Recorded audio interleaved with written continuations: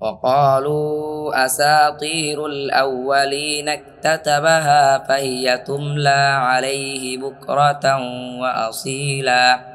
পাঁচ তারা বলে, এটি প্রাচীনকালের উপকথা যা সে লিখিয়ে নিয়েছে, এগুলো সকাল সন্ধ্যায় তার কাছে পাঠ করা হয়।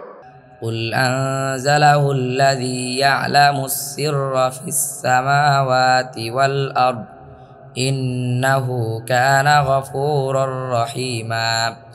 ছয় বলো, যিনি আসমান ও জমিনের রহস্য জানেন তিনি এটি নাজিল করেছেন, নিশ্চয় তিনি অতীব ক্ষমাশীল পরম দয়ালু।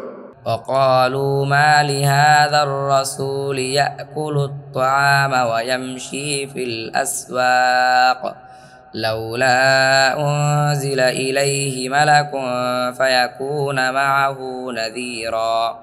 সাত আর তারা বলে, এই রাসূলের কি হলো?